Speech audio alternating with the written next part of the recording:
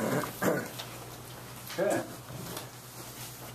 Good morning, and thank you for coming. I think this, at least in my view, is both an important indictment we filed yesterday that I think Eve is passing out for you, but it particularly is important for us, and I'm thankful that our Attorney General, Mike DeWine, has joined us, because we wouldn't be here today without the assistance of his office. And Julie Becker, who's Chief Counsel for PERS, is here because she started this all.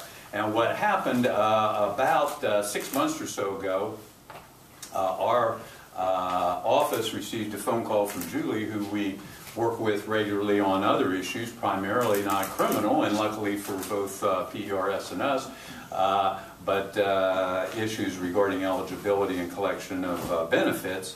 But in this case, Julie's office had done an audit, and it was learned that a woman who was thought to be over 100 was collecting both Social Security benefits and PERS benefits, and the audit showed that she'd passed away in 1989, and she had collected from 1989 to the present date over $100,000 in PERS benefits and over $200,000 in Social Security benefits. We don't do our own investigations. As most of you know, our investigations come from the Columbus Police Department, the Sheriff's Office, and one of the 32 police agencies in the county. So Julie contacted our office and said, we have this person that looks like has embezzled or stolen over 6 figures in money from PERS. And immediately it struck me, the legislature last year spent a lot of time on pension reform, spent a lot of time on making sure the pension, all 5 systems, are fully funded. And I said, if someone's stealing from that pension, we need to first detect it and identify the person who did it and prosecute it, and perhaps send a message to anyone else who might be thinking about that, that that's a no-no. So with Julie's permission, I contacted Mike DeWine and said, can you assign some BCI agents to investigate this? We get our cases from police agencies here, and it didn't seem like either Columbus Police or the Sheriff was the agency to investigate it. And, as you all know, the Highway Patrol has limited jurisdiction on investigating crimes. So Attorney General DeWine, who has, during his term, completing his first term as Attorney General, been a real ally. And I can say this, I think, as the president this year of the Ohio Prosecuting Attorneys Association, a real ally for those of us who are in the 88 counties across the state in assisting us, whether it's reducing DNA, lab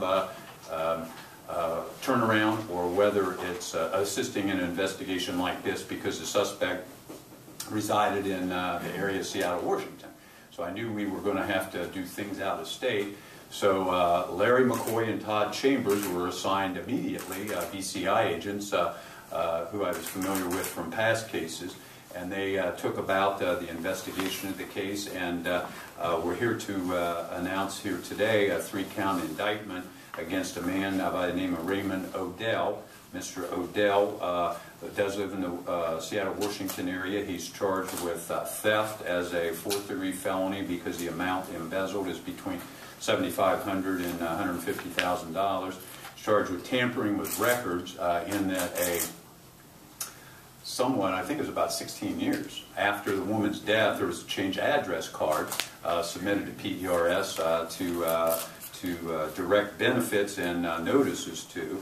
And then finally, over that period from 1989, the bank records we were able to acquire showed that $102,000 in change had been delivered to this account that the woman was deceased. And so the 3rd count is that of identity fraud, in that the son, Raymond Odell, assumed the identity of Helen Odell over the years, and that crime of identity fraud is a 2nd-degree felony given the amounts involved.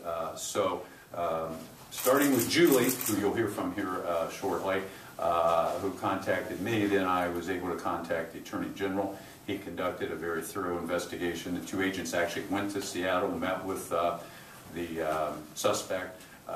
We subpoenaed bank records for them. They went through them. They organized them. They detected.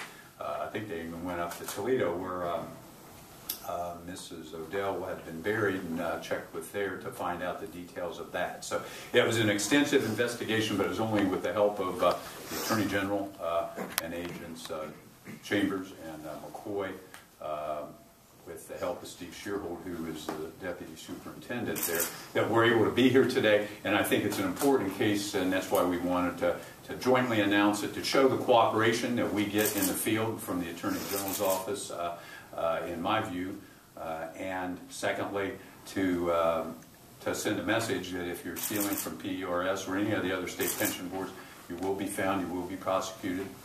And with that, I'd like to introduce our Attorney General.